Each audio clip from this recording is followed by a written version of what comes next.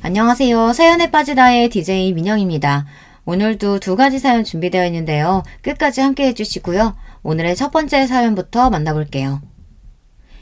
안녕하세요. 사연 프로그램을 보시는 여러분, 저도 이 채널을 굉장히 좋아하는데요. 제가 이렇게 사연까지 보내게 될 줄이야. 뭔가 새롭기도 하고 긴장도 되고 떨리는 것 같아요. 오늘 드릴 얘기는 누군가에게는 불편할 수도 있지만 저는 용기를 내어 이야기를 해보려고 해요. 다들 학창 시절을 생각하면 어떤 추억이 먼저 떠오르시나요? 저는 사실 좋은 추억들이 없다 보니 예전 생각만 하면 마음이 아직도 답답하고 힘든 건 어쩔 수 없는 것 같아요.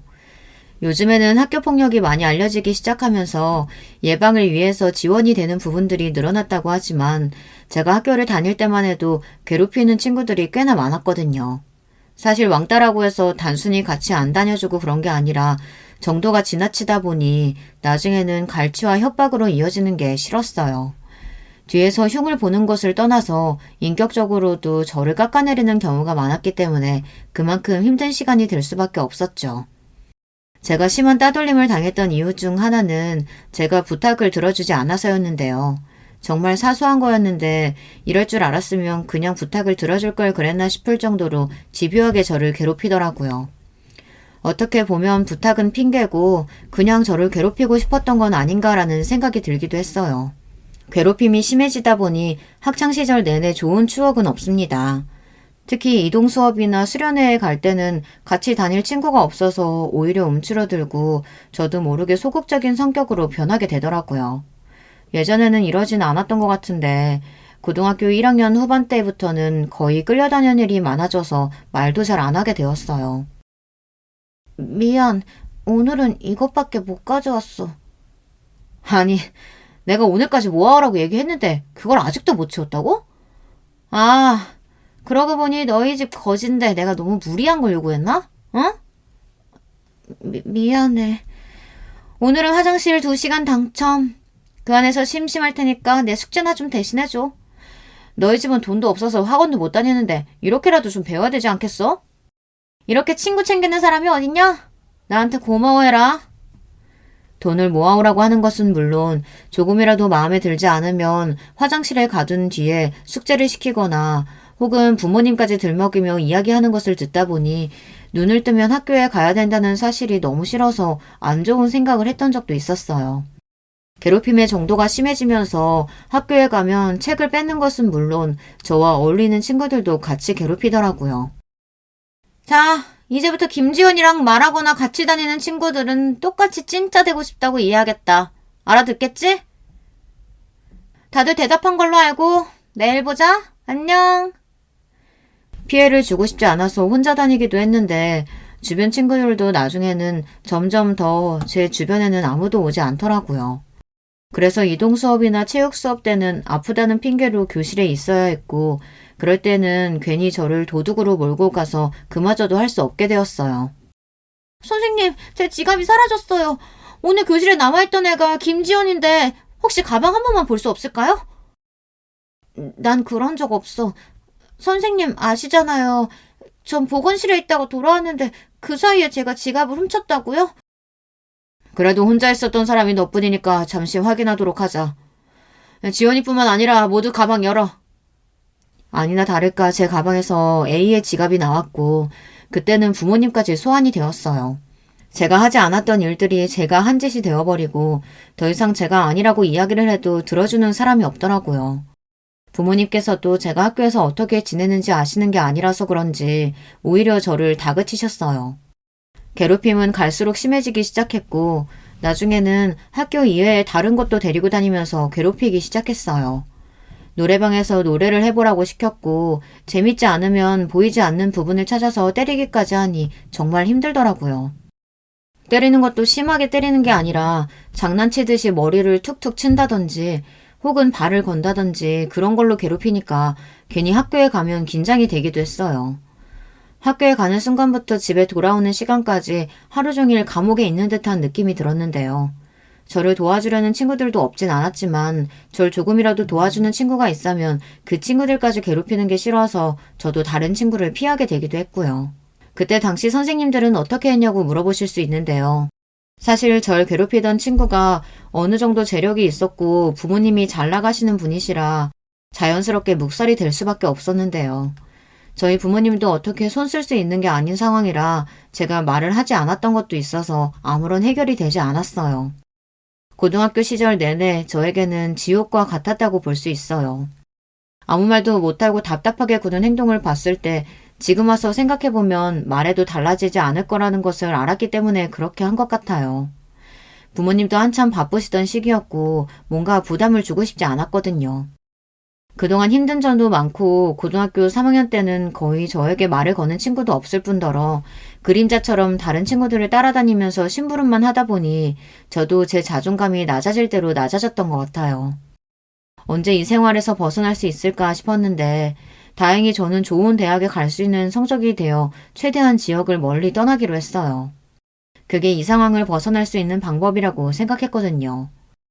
저희 학교가 지방에 있던 곳이라 그런지 멀리 가면 저를 더 찾을 수 없을 것이고 어차피 저 말고 괴롭히던 친구들은 성적이 되지 않아 올 수가 없는 곳이거든요.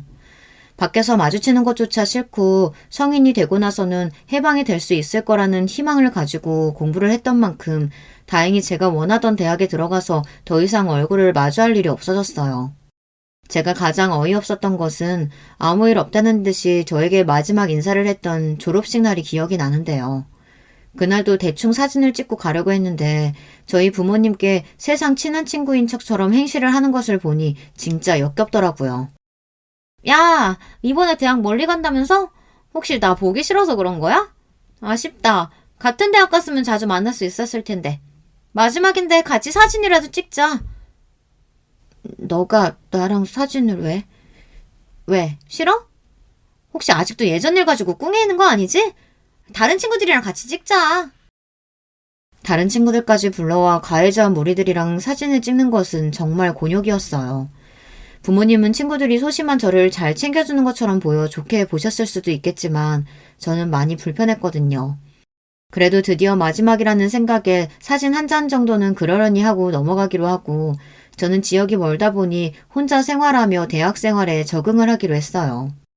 대학에 간 뒤로는 제가 생각했던 것보다 생활이 즐거워서 고등학교 때와는 달리 친구들도 많이 사귀고 또 외적으로 신경을 쓰다 보니 예뻐졌다는 얘기를 듣기도 했는데요.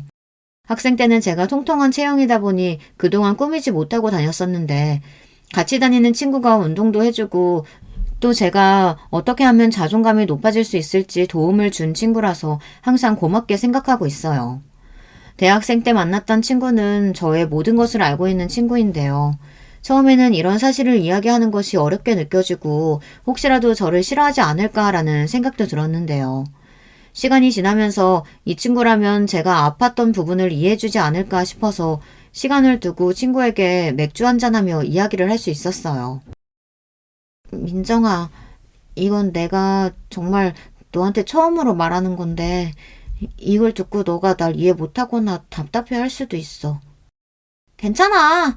에이, 내가 얘기를 얼마나 잘 들어주는데. 얘기해봐. 나 사실 어렸을 때 따돌림을 심하게 당하다 보니 처음에는 다가오는 널 의심하기도 했어. 하지만 지금은 너와 지내면서 진짜 친구라는 걸 알게 됐고 내 과거를 이야기해도 괜찮을 것 같아서. 어? 뭐라고? 사실 친구의 반응을 보고 나서는 순간적으로 이건 망했다라는 생각이 들기도 했는데요. 그 뒤에 친구가 말하는 이야기를 듣고는 저도 모르게 눈물을 흘릴 수밖에 없었어요. 많이 실망했지. 그치, 나처럼 답답하면 다른 사람들이 따돌리는 건 어떻게 보면 당연한 일이기도 하잖아. 미안해, 괜히 이런 얘기해서. 너 지금 무슨 얘기를 하는 거야? 너처럼 착한 애가 어딨다고. 학교 다니면서 많이 힘들었겠다. 지금은 좀 어때? 괜찮고? 마음 여는 거 힘들었을 텐데 초반에 내 행동이 너한테 부담이 되었을 수도 있겠다. 미안해. 지금이라도 알았으니까 혹시라도 불편한 점 있으면 편하게 얘기해줘. 제가 생각했던 것보다는 친구의 반응이 달랐고 오히려 절 위로해주니 저도 모르게 그동안의 서름이 올라왔던 것 같아요. 그동안 싸워왔던 것을 풀고 나니까 마음이 조금 편해졌어요. 그리고 정말 제 편이 되어줄 수 있는 친구를 얻은 것 같아서 행복해지더라고요.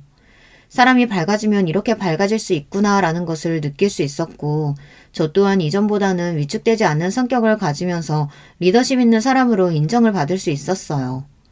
그동안 사랑을 받을 줄 몰랐던 저에게 사랑을 주는 사람이었고, 이 사람을 만나면서 저의 가치관이나 성격도 많이 달라지게 되었어요. 그때 제가 답답하게 굴었던 부분을 생각하니 아직도 마음이 안 좋긴 하지만, 그래도 이젠 더 이상 피하지 않기 때문에 당당해져서 그때 일은 마음속에 묻어두고 있었어요. 자연스럽게 당당한 모습이 되고 제 일을 하다 보니 저도 남자친구를 사귀게 되었는데요. 처음 연애 경험이 생기면서 점점 사람 보는 눈도 생기고 이별과 사랑을 겪으면서 제 자존감도 같이 높아졌어요. 그때처럼 답답하게 구는 일이 없다 보니까 제 스스로 어떤 연애 가치관을 세우고 어떤 사람을 만나야 하는지 생각이 잡히더라고요. 성격이 달라지다 보니 만나는 사람들도 달라지고 제 스스로도 요즘 많이 성장했다고 느끼는 부분 중 하나예요. 저는 그동안 고등학교 때 힘들었던 부분을 생각하면서 저 같은 아이들을 도와주고 싶은 마음에 심리 상담을 배우기 시작했거든요. 예전부터 흥미를 가지고 있었던 분야라서 고등학생 때도 장래희망이 상담사였어요. 그 꿈을 이루기 위해서 정말 코피가 날 정도로 열심히 공부하고 그 분야에 대해 전문가가 되고 싶어 열심히 했는데요. 학교를 졸업하고 난 뒤에 임상심리사로 일을 하다 보니 어렸을 적 제가 했던 행동들이나 생각들에 대해서 어느 정도 해석이 되다 보니 심리적으로 힘든 시간을 겪기도 했지만 그 시간을 겪고 난 뒤에 제가 더 나아질 수 있었던 계기로 생각하고 더 이상 아프지 않게 저를 이해하고 저 또한 치유가 되기 위해 노력을 했던 것 같아요. 물론 그렇다고 해서 그 친구들을 용서하거나 혹은 만나고 싶었던 건 아니었는데요. 잊고 산다는 말이 가장 잘 어울리는 것 같아요. 말 그대로 저를 위한 치유일 뿐이지 그 친구들을 용서할 수 없었어요. 그동안 제가 겪었던 것들 어느 것 하나 지우지 못하고 있었거든요. 그때 당시에 보낸 문자들 아직도 남아있는데 이걸 가지고 있는 이유는 하나였어요. 어떻게든 그들에게 복수하고 싶은 마음은 있었거든요. 사실 이것도 지금 친하게 지내고 있는 친구가 혹시 그때 일부러 자료를 모아둔 것이 있냐고 물어봐서 있다고 이야기를 하고 보여주었거든요. 당시 저에게 모질게 했던 말들이라든지 금전적으로 피해를 봤던 부분들이요. 물론 지금 와서 신고를 할 수 있는 건 아니지만 나중에 그 친구들이 유명해지거나 하면 터뜨리고 싶은 마음이 컸던 것 같아요. 물론 아직까지 그런 가해자는 없었지만 뭔가 지우기가 그렇더라고요. 아무래도 현실이라는 게 피해자는 숨어서 살고 가해자는 떳떳하게 사는 게 싫어서 저도 사회적인 위치를 올리고 또 나중에 파장을 일으킬 수 있도록 주변 동창들의 소식을 듣고 싶지 않았지만 간간히 SNS로 접하면서 지내고 있었어요. 학창시절이라는 게 사실 살아가는 데 있어서 중요한 부분 중 하나라고 볼 수 있는데요. 저는 제대로 보내지 못한 것 같아 항상 아쉬운 마음이 있었어요. 그래서 이번에 처음으로 친구랑 같이 여행도 가보고 시간이 갈수록 마음이 나아지더라고요. 물론 간혹 SNS로 접하는 소식이 있으면 기분이 안 좋아지기도 했지만 그럴 때마다 친구와 당시 남자친구였던 현재 남편이 많이 위로를 해주니까 저도 스스로 당당하자는 마음이 들었어요. 그때보다는 상황이 많이 달라지기도 했고 전처럼 위축이 되어 있을 일도 없었어요. 그때 당시에 저를 괴롭혔던 친구들이 잘못 알고 있던 부분 중 하나가 저희 집이 굉장히 가난하다는 생각을 하고 있었는데 일이 너무 바쁘셔서 저를 신경 쓰지 못하고 계셨거든요. 제가 그때는 꾸밀 줄도 모르고 사다 주시는 것만 입고 다니니까 주변에서는 꾸미지도 못하고 항상 조용히 다니는 애라 더 괴롭혔던 것 같아요. 하지만 지금은 제 스스로도 자존감이 높아졌다는 것을 느끼고 있기 때문에 다시 만나도 그 친구들이 더 놀라지 않을까 싶었어요. 아무쪼록 지금은 제 편도 많아지고 전이랑은 확실히 다른 삶을 살고 있어서 제가 못할 줄 알았던 여행도 가보고 누군가에게 맞춰서 사는 삶이 아니라 저를 위한 생활을 하고 있어 좋더라고요. 학생 때는 눈치 보기 바빴는데 지금은 하고 싶은 말을 하면서 지내다 보니 주변에서도 이미지가 좋아졌어요. 얼마 전에는 부모님께 이런 사실을 털어놓기도 했는데 도움이 필요하면 얼마든지 이야기하라며 못 알아줘서 미안하다고 이야기를 하셨어요. 모든 사람들에게 위로를 받고 제 상처를 치료하다 보니 저도 저와 같은 학교폭력으로 힘들어하는 친구들에게 진심으로 다가갈 수 있었어요. 저도 힘든 시간을 보내긴 했지만 요즘 아이들은 더 심한 것 같더라고요. 이 정도면 정말 어떻게 교육을 받았나 싶을 정도로 도가 지나치다 보니 저와 같은 상처가 있는 친구들에게 다가가다 보니 저처럼 회복을 하는 친구들도 있어서 일에 대한 만족도도 높은 편이에요. 아무쪼록 계속 경력을 쌓아오다 보니 저도 나이가 차고 센터까지 열게 되면서 지역 내에서는 꽤 유명한 위치에 올라가게 되었어요. 그리고 대학교 3학년 때부터 쭉 만나고 있었던 남자친구랑 결혼까지 하게 되면서 행복한 나날을 보낼 수 있었는데요. 평소처럼 지내고 있는데 그날은 모르는 전화번호로 연락이 왔던 날이었어요. 저는 그 전화를 받자마자 온몸에 소름이 돋을 수밖에 없었는데요. 듣자마자 저는 알 수 있었어요. 학창시절 저를 유독 괴롭혔던 동창생 A더라고요.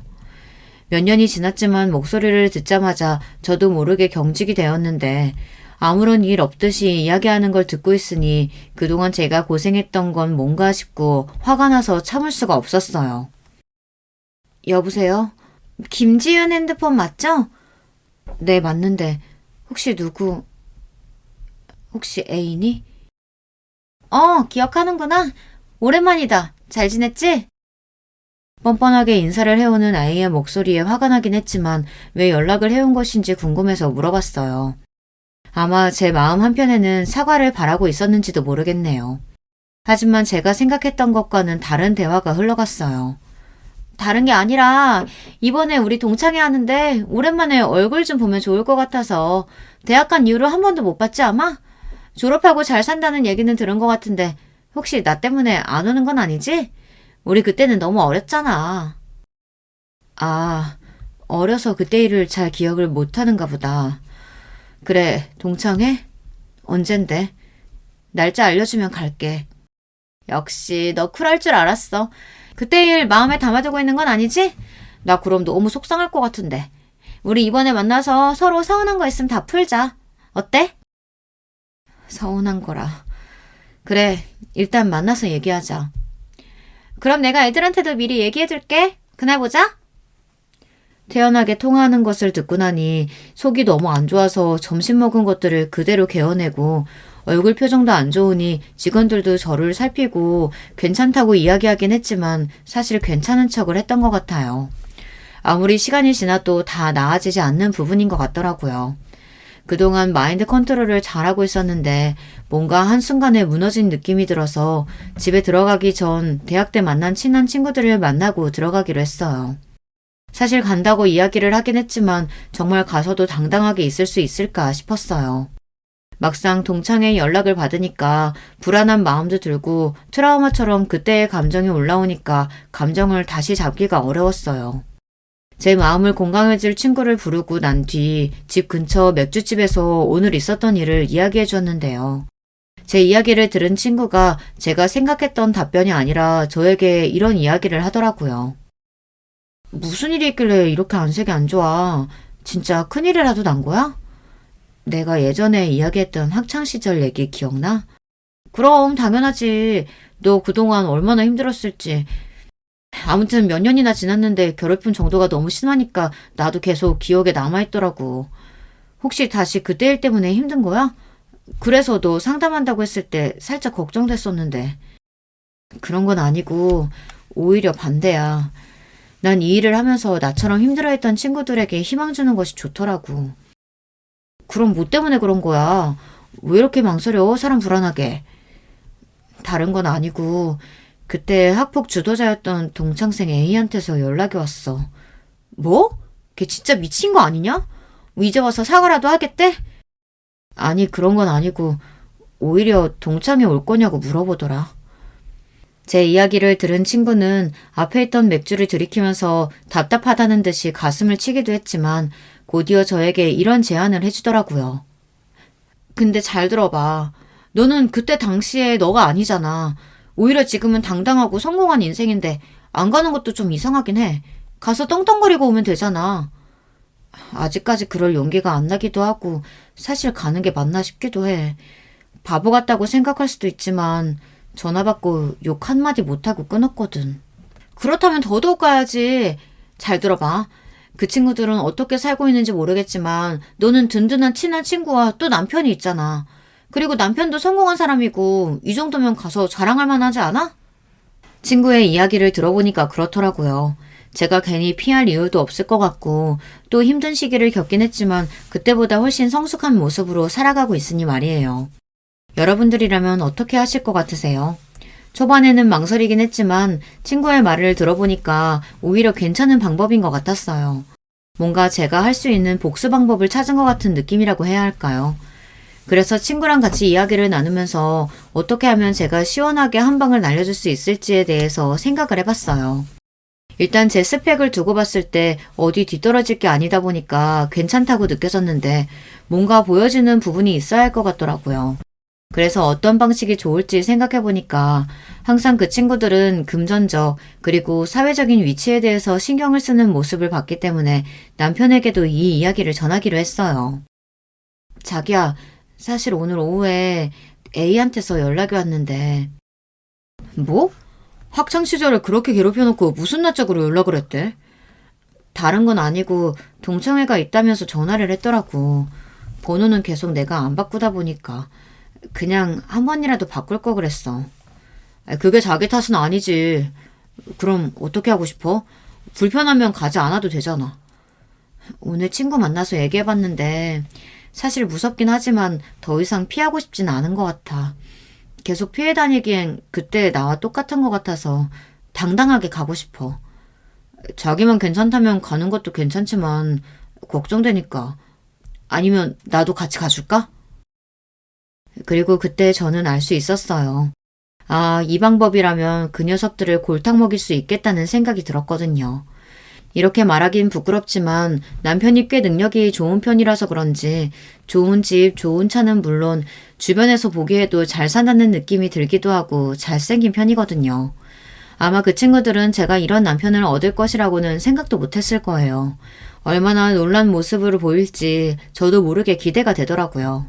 이전에 느꼈던 긴장감과는 달리 복수를 할 마음에 그날만을 기다렸던 것 같아요. 사실 남편에게까지 부탁을 해서 도움을 요청할 생각은 없었는데 이왕 이렇게 된 거 제대로 배가 아프게 해주자는 생각으로 SNS를 통해서 그 친구들이 어떻게 살고 있는지 살펴보기 시작했어요. 친구도 돕겠다고 해서 이번에 같이 알아보는데 생각보다 못 사는 친구도 있고 제가 가장 복수를 하고 싶었던 동창생 A는 생각보다 사회적으로 영향력이 있는 인플루언서였어요. 어느 정도 예상했던 부분이었던 게 학생 때부터 예쁘고 키가 커서 비율이 좋은 애였거든요. 그래서 연습생 생활도 잠깐 했었던 것 같고 오히려 영향력 있는 사람이 되었다는 것이 좋았던 이유는 그만큼 파급력이 클 것 같았거든요. 그래서 남은 3달 동안에는 어떻게 바닥으로 끌어내릴 수 있을지에 대해서 바로 계획을 세우기 시작했어요. 사실 마음 한편으로는 이게 맞는 건가 싶었는데 제 어린 시절을 생각해보면 뻔뻔하게 연락을 해왔던 부분에 대해서 이해가 가지 않았고 더 이상 그 친구를 생각할 필요가 없다는 생각이 들었죠. 그렇잖아요. 저는 걔 때문에 2년을 넘는 시간 동안 고생만 해왔는데 이제 와서 도망치기에는 제 청춘이 너무 아까웠고 조금이라도 그 친구들이 반성하는 기미가 보인다면 동창회 이후로는 딱히 뭔가 더 터트릴 생각은 없었어요. 남편이랑 이야기했던 부분 중 하나는 일단 가서 그 친구들을 만난 뒤에 어떤 복수를 할지에 대해서 생각을 해보자는 것이었는데요. 저는 일단 보여주는 것만으로도 충분히 그 친구들에게 자신감 있는 모습을 보여주는 것이기 때문에 당일날까지 철저하게 준비를 해서 찾아갔어요. 심지어 남편은 이번에 차를 바꿀 때가 되었다면서 마침 잘 됐다는 듯이 6억 원이 넘는 외제차를 하나 출고를 하더라고요. 겉으로 보기에도 브랜드들은 웬만하면 다 아는 비슷한 브랜드들로 꾸미고 동창회에 찾아갈 수 있었어요. 사실 들어가기 전까지만 해도 엄청 긴장이 되었는데 막상 가보니까 괜찮더라고요. 동창회 당일이 되고 저는 그동안 피부 관리부터 시작해서 살도 조금 빼고 누가 봐도 고급스러운 이미지의 여성이 되어 있었는데요. 남편은 왜 이렇게 예뻐졌냐며 동창회에 가는데 너무 질투가 난다고 이야기할 정도로 예쁘게 꾸미고 갔어요. 일부러 메이크업 샵에 가서 제가 할 수 있는 최대한의 것을 하고 갔는데요. 메이크업 샵에서도 제가 이런 사연을 가지고 있다는 것을 선생님이 아신 뒤로 머리 세팅까지 완벽하게 해주셨거든요. 선생님 오랜만이에요. 제가 특별한 날이면 항상 여기 오는데 오늘 메이크업은 조금 더 빡세게 부탁드릴게요. 오늘 특별한 날이신가 봐요? 평소보다 더 예쁘게 해드릴게요. 근데 어디 가시길래 빡세게 부탁하시는 거예요?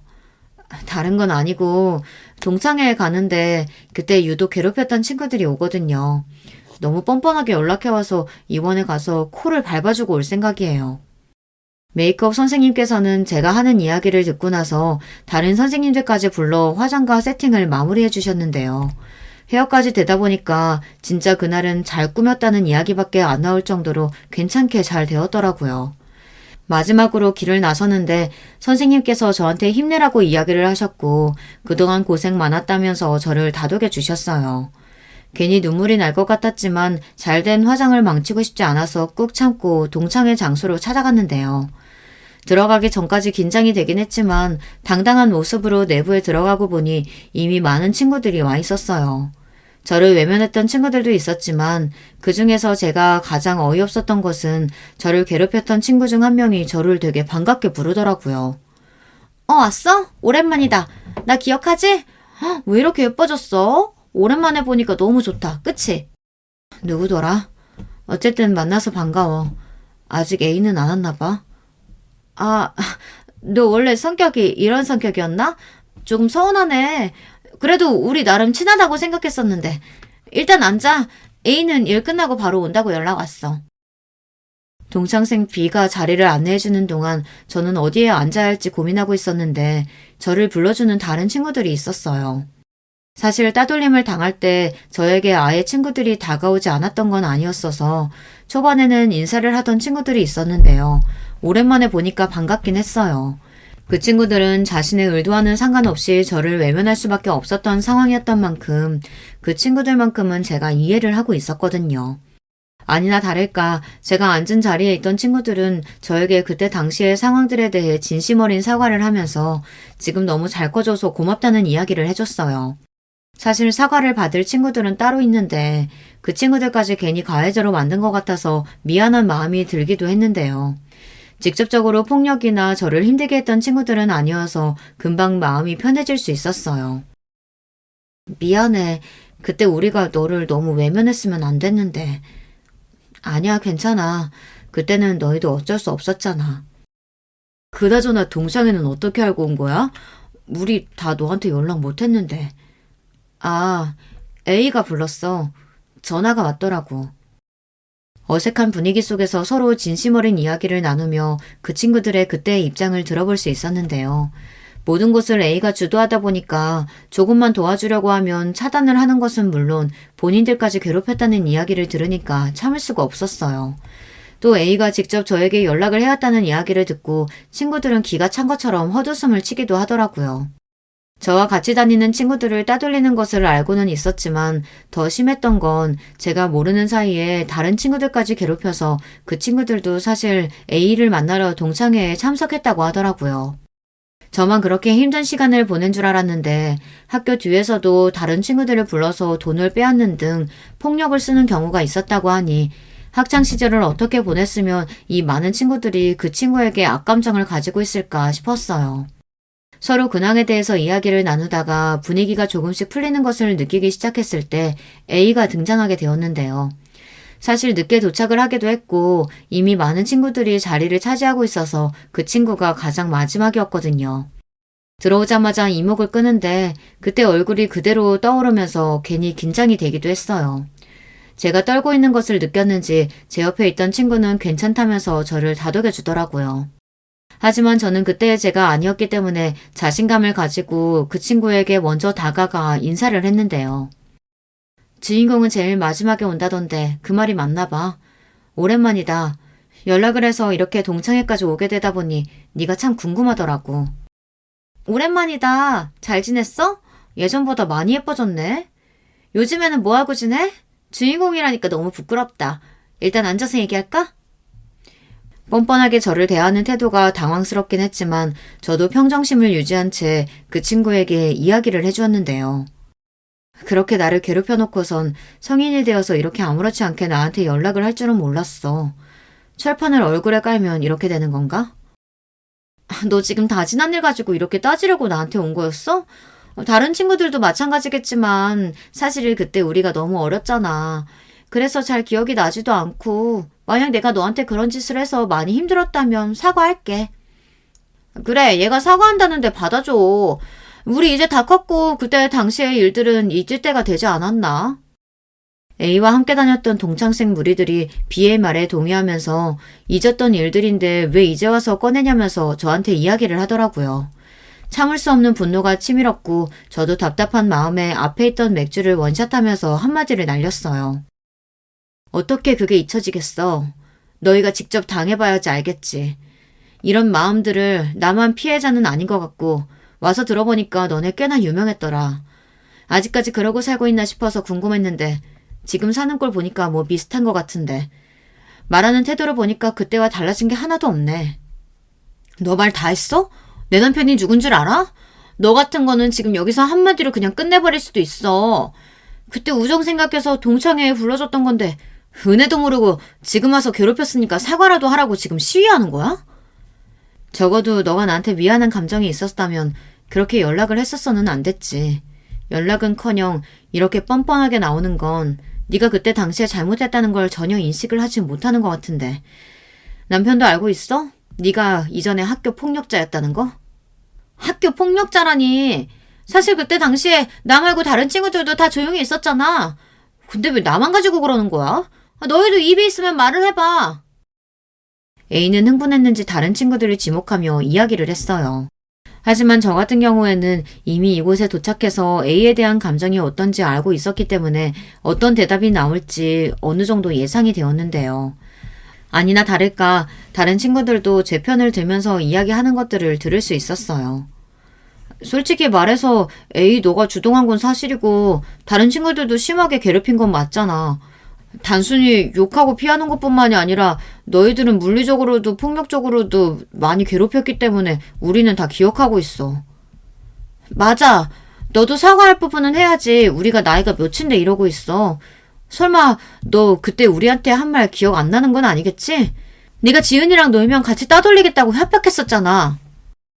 동창회 안에서 하나둘씩 시작된 발언 덕분에 A는 금방 궁지에 몰리게 되었는데요. 하나같이 나한테 따지려고 드는 것 같은데 그럼 그때 당시에 얘기했어야지 왜 10년이나 넘은 시간이 지난 뒤에야 나한테 이렇게 이야기하는 거야? 모두 그때 당시에는 많이 어렸고 네가 적어도 사과는 할 줄 알았겠지. 여기까지 와서 네가 이렇게 당당하게 나올 줄은 누가 알았겠어. 요즘 학폭 가해자들은 다 당당하게 산다더니 너 또한 마찬가지였구나. 내가 버렸던 그때 시절들을 너가 보상이라도 해줄 거야? 계속된 A의 주장에 답답했던 저는 그동안 제가 참았던 만큼 제대로 얘기를 하고 돌아올 수 있었는데요. 마지막까지 한마디 날려주고 나가려는데 타이밍 좋게 저에게 찾아온 남편 덕분에 그 친구의 코를 납작하게 밟아줄 수 있었어요. 앞서 말했던 남편이 능력도 되고 키도 좀 큰 편이라 사람들의 이목을 끌기엔 딱이거든요. 얼굴도 잘생겼다 보니까 자연스럽게 동상에 있던 사람들이 다 남편을 쳐다보다가 남편이 저에게로 다가오니 다른 친구들도 꽤 놀란 눈치였어요. 남편은 자연스럽게 제 어깨에 손을 감싸면서 이제 나가자면서 이야기를 해주더라고요. A는 딱 봐도 잘생긴 제 남편 얼굴을 보더니 온몸에 명품으로 도배가 되어 있는 모습을 보고 나서 뻔뻔하게 다시 이야기를 이어갔어요. 어머, 지은이 남편 되세요? 얘기는 못 들었는데 굉장히 미남이시네요. 오랜만에 친구들끼리 만나서 이런저런 이야기하다 보니까 잠깐 언성이 높아진 것 뿐이에요. 오해 마시고 잘 들어가세요. 내가 내일 다시 연락할게. 우리 그때 다시 이야기하자. 너랑은 할 말 없고 앞으로 연락 안 해줬으면 좋겠어. 나 진짜 결혼도 잘하고 지금 잘 살고 있거든. 괜히 내 앞걸음에 방해될 일 없게 조용히 살아. 그리고 그대로 그 밖으로 나와서 저도 모르게 긴장이 풀렸는지 차에 타자마자 한숨이 먼저 나오더라고요. 밖을 보니까 A가 제가 탄 차량을 봤는지 얼마 뒤에 저한테 연락이 와서는 그 차는 정말 남편 것인 건지 결혼한 지는 얼마나 됐는지 등등 저에 대한 사생활을 캐묻기 시작했어요. 사실 동창회 때 그렇게 했으면 아예 연락을 안 해야 되는 게 맞지 않나요?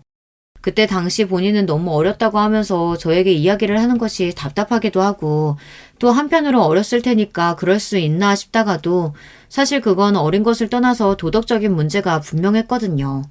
그렇게 뻔뻔한 모습을 보이니 그냥 이대로 묵혀두기에는 제 복수가 너무 사이다 같지 않은 것 같아 고구마를 없애주기 위해 사이다 같은 복수를 결심하게 되었어요.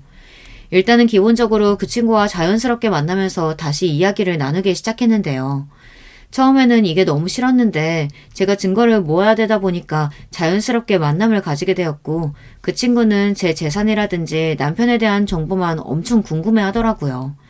심지어 남편의 직업은 무엇인지에 대해서 물어보고 같이 셋이서 술 한잔 하자는 이야기까지 나왔는데 딱 봐도 어떻게 할 것처럼 말을 하는 거 보니 아직도 제가 본인 밑에 있다고 생각을 하는 것 같았어요. 뻔뻔한 태도 때문에 이렇게 지낼 수 없을 것 같다는 생각이 들어서 일단 남편에게 친구를 소개시켜주라고 이야기를 했어요. 그동안 네가 어려서 잘 몰랐다고 하니까 이번엔 그냥 내가 넘어가도록 할게. 네가 말했듯이 우린 어른이잖아. 아, 그리고 지금 근처에 남편이랑 남편 친구 있는데 혹시 괜찮다면 만날래?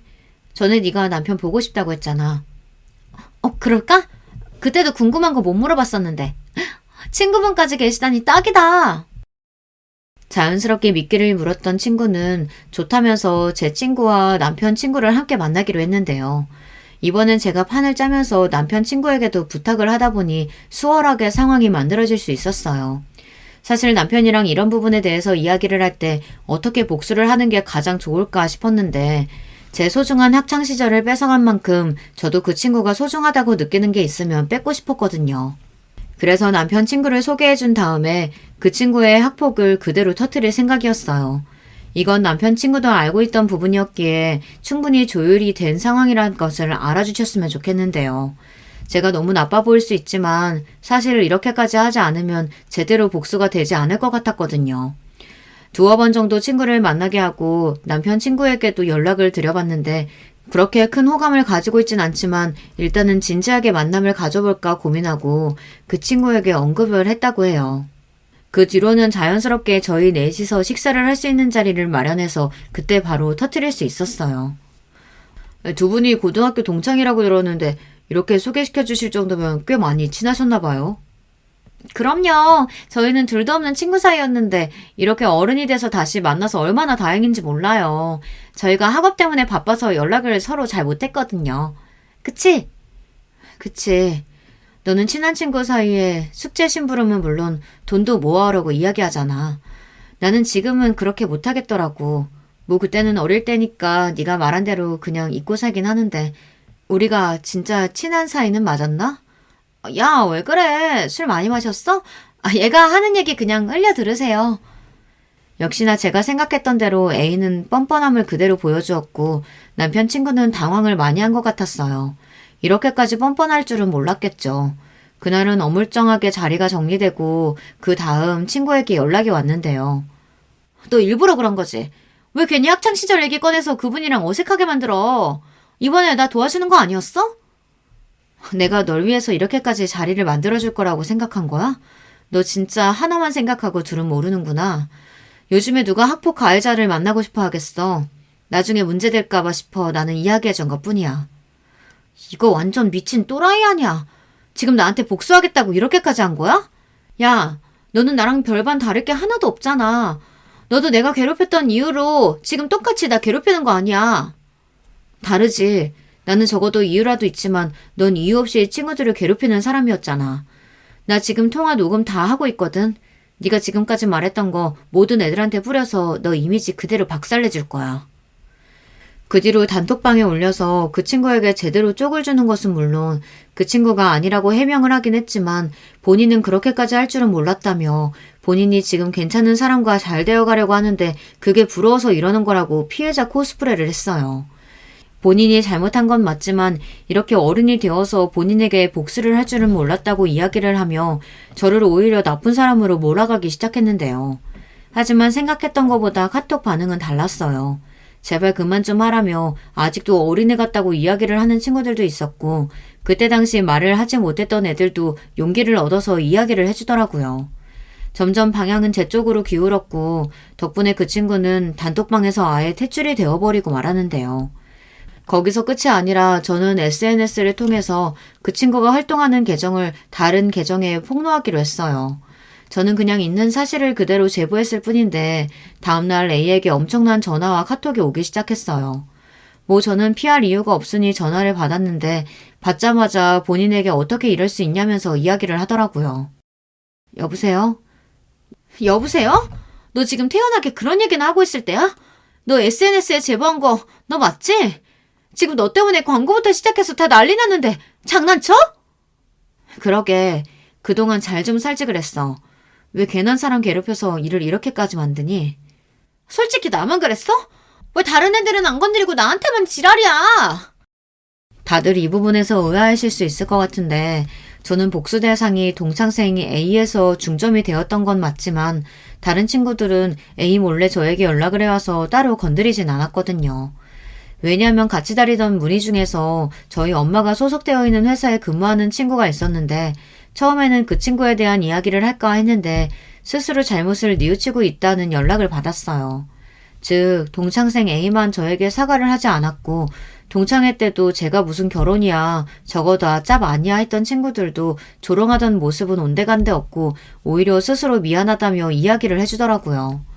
A에 비하면 그 친구들은 딱히 잘못한 게 없었기 때문에 일이 그렇게 커지진 않았어요. 이렇게까지 하고 나니까 한편으로는 심했나 싶기도 한데 이미 저 말고 다른 피해자들도 나오기 시작해서 걷잡을 수 없이 그 친구에 대한 이미지가 바닥이 나기 시작했어요. 인플루언서다 보니까 팔로워도 많았고 그만큼 아는 사람들이 많았는데 결국에는 공개 사과문까지 올리더라고요. 통쾌하기도 하고 한편으로는 도움을 줬던 남편에게도 고맙고 요즘에는 센터 운영이 오히려 잘 돼서 그런지 더 바빠졌어요. 제가 신생을 공개하려고 했던 건 아니었는데 미용실 원장님부터 시작해서 다들 제 얘기를 많이 해주신 것 같더라고요. 저희 센터를 찾아오는 사람들도 늘었고 저는 학교 폭력을 이겨낸 센터 선생님으로 모든 이들이 대단해하는 사람이 되었어요. 사실 저도 초반에는 힘들었던 부분들이 많다 보니까 중간에 포기하고자 하는 마음도 없진 않았거든요. 그런데 지금까지 이루어온 것들과 그리고 아직까지 잘못을 뉘우치지 않고 행동하는 가해자들 때문에 더 참을 수 없었기 때문에 일을 다 터뜨려버리고 말았어요. 학교 폭력이라는 게 지금 센터에 오는 친구들을 보면서도 느끼지만 다른 친구들 괴롭히면 안 된다는 건 어떻게 보면 당연한 부분이잖아요. 이 부분을 제대로 알려줘야 하는데 가정 안에서 꼭 교육이 필요한 거라고 생각하거든요. 지금 와서 생각해보면 동창생 A도 그렇게까지 성격이 모나게 변하지 않을 수 있었을 텐데 그 부분을 생각하면 짠하기도 해요. 이건 제가 어느 정도 심리적으로 공부를 하다 보니 나중에는 이렇게 생각이 들긴 하더라고요. 그리고 그 일 이후 사과문을 올리고 나서는 알바를 하면서 살고 있다고 주변 친구들에게 이야기를 들을 수 있었는데요. 아마 기존에 다니고 있었던 회사와는 끝이 난 것 같더라고요. 오랜 기간 동안 힘든 시간이 있긴 했어도 지금은 후련하게 털어내고 잘 살고 있어요. 진짜 친한 친구도 사귀게 되었고 또 남편이랑 같이 화목하게 살면서 앞으로도 행복하게 보낼 수 있을 것 같아요. 그렇게 용기를 낼 수 있었던 건 어떻게 보면 남편이랑 친구 덕분이 아닐까 싶은데요. 친구는 동창생 A에게 소개시켜줬던 남편 친구랑 잘 돼서 올해 결혼을 하게 되었어요. 좋은 사람은 좋은 사람끼리 알아본다고 하던데 잘 된 것 같아서 더 축하를 해주게 되네요. 이 소식을 들은 A가 남편 친구에게 어떻게 그럴 수 있냐고 연락이 왔다고 하는데 다 끝난 마당에 끝까지 잡고 싶었나 봐요. 한동안 제가 너무 잘 돼서 배가 아파한다는 이야기를 건너 들었으니 그동안 잘 버틴 보람이었죠. 요즘 들어 학교폭력과 관련해서 문제들이 많이 떠오르고 있잖아요. 남일 같지 않고 직접 못 겪어보신 분들에게는 죄송하지만 생각보다 큰 트라우마가 되거든요. 비도덕적으로 사람을 괴롭히고 나중에는 뻔뻔하게 철판을 깔고 있는 모습을 보며 생각보다 피해자 입장에서는 견디기가 어려웠던 부분이었는데요. 그래도 성공하고 나서 복수를 시원하게 해주니까 좋네요. 오랜만에 친구랑 만나서 동창회 얘기부터 시작해서 이번에 있었던 모든 일들을 공유해주는데 아주 시원하다면서 잘했다고 해주더라고요. 아마 그때도 바보같이 참았다면 지금까지 제 마음이 해결되지 않았을 것 같은데 이번 기회에 할 말은 하고 또 갚아줄 건 갚아주자 생각으로 살게 되었어요. 여러분, 제가 생각하기에는 예전에 있었던 일들 중에서 사람에게 상처를 주는 것은 어찌되었든 다시 되돌아오게 되는 것 같다는 생각이 드는데요. 이번에 제 동창생들을 보면서 느꼈던 부분 중 하나였어요. 원래 가해자들은 본인의 잘못을 잘 모른다고 하긴 하지만 이렇게까지 모를 줄은 몰랐거든요. 예전 같은 성격이었다면 저도 이렇게 나설 생각은 못했을 것 같은데 막상 나서고 나니까 속이 후련하기도 하고 생각했던 것보다는 제 행동으로 주변 친구들도 용기를 얻은 덕분에 그 자리에서 A에게 한마디씩 할 수 있었다고 해요. 종종 동창회 때 만났던 친구들을 연락을 하고 지내는데 다시 저의 인간관계도 회복되는 것 같아서 좋네요.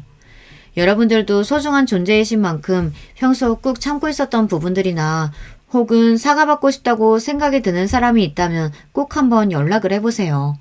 혹시 모르죠. 그 친구도 잘못을 뉘우치고 있을지. 저는 아니지만 여러분들은 그런 친구가 있으셨으면 좋겠네요. 여러분, 두 번째 사연 시작하기 전에 좋아요, 구독 꼭 눌러주실 거죠? 그럼 두 번째 사연 바로 시작합니다. 안녕하세요. 서울에서 교사로 재직하며 남편과 그리고 2명의 딸과 함께 행복하게 사는 40대 후반 여자입니다.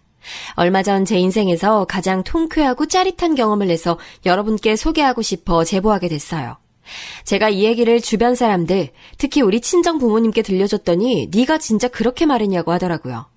저조차도 제가 그랬다는 것이 도저히 믿기지 않을 정도였답니다. 사실 아주 어릴 때는 제 성격이 이렇지 않았고 아주 활발하고 낙천적이었어요. 과거에 찍힌 사진만 봐도 항상 발랄하고 매우 활동적이고 역동적인 아이였고 친정 부모님과 친언니와 친오빠의 말을 들어봐도 확실히 밝은 아이였습니다. 저는 3남매 중 막내로 태어나 부모님과 언니, 오빠의 사랑을 아주 듬뿍 받고 자랐거든요.